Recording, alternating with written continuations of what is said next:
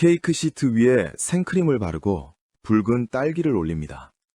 마지막으로 하얀 설탕가루를 살짝 뿌리면 사람들은 말합니다.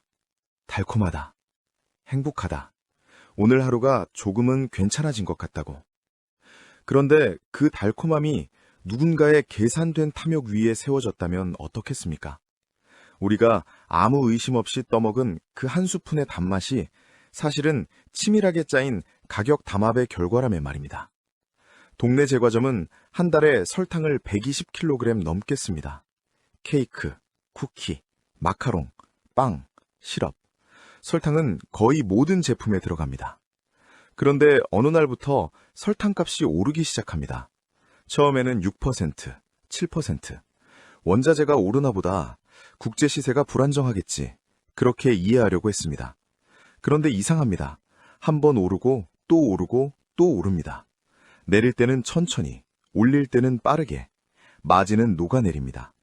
사장은 가격을 올리자니 손님이 떠날까 두렵고 안 올리자니 남는 게 없습니다. 그 사이에서 숨이 막혀갑니다. 그런데 이 가격 급등 뒤에 숨겨진 진실이 드러났습니다.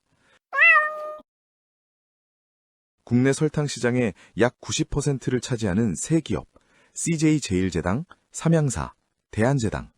이 세 회사가 가격을 서로 짜맞춘 사실이 공정거래위원회 조사로 밝혀졌습니다.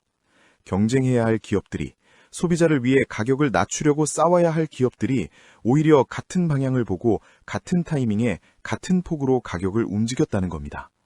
2021년 2월부터 지난해 4월까지 무려 8차례 가격 인상 시기와 인상폭, 심지어 인하 시점까지 서로 맞춰왔습니다.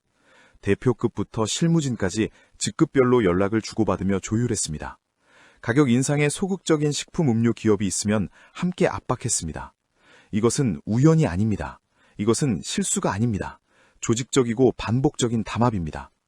그 결과는 숫자로도 드러납니다. 담합 기간 동안 이들이 올린 매출은 약 3조 2,800억 원.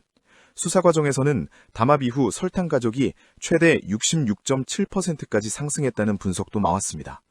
66%. 단순히 몇백 원 오른 문제가 아닙니다. 빵집, 카페, 분식집, 아이스크림 가게, 그리고 결국 우리 가정의 장바구니까지 연쇄적으로 가격이 올라갑니다. 설탕은 단순한 식재료가 아닙니다. 거의 모든 가공식품의 뿌리입니다. 뿌리가 오르면 줄기와 잎, 열매까지 전부 흔들립니다. 공정거래위원회는 세 기업에 총 4,083억 원의 과징금을 부과하기로 결정했습니다.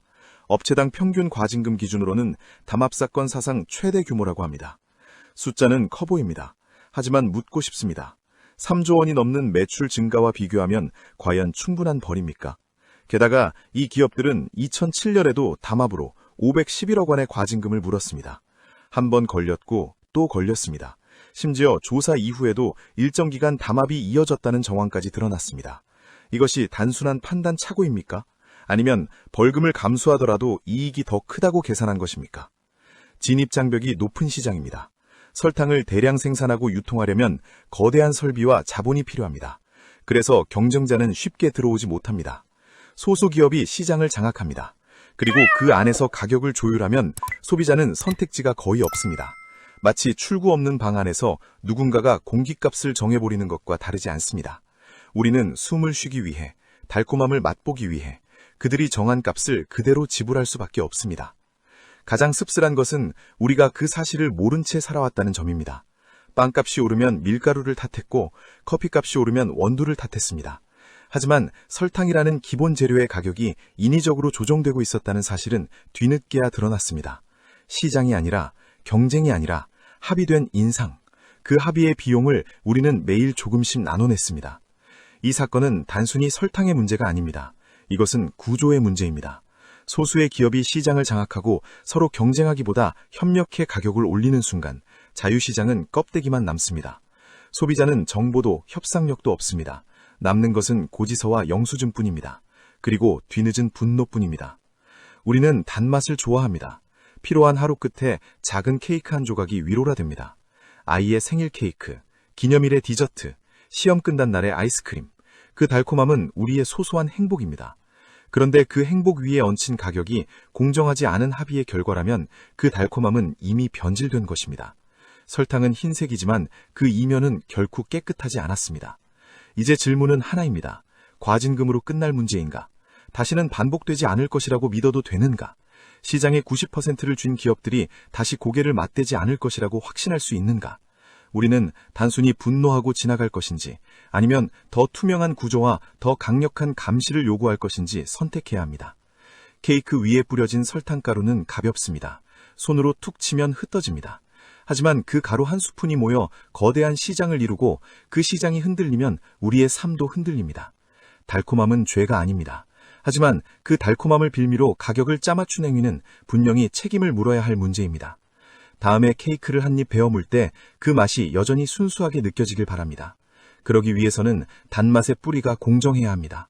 설탕은 달아야 합니다. 하지만 시장은 공정해야 합니다. 그 기본이 무너질 때 우리가 잃는 것은 단지 몇백 원이 아니라 신뢰입니다.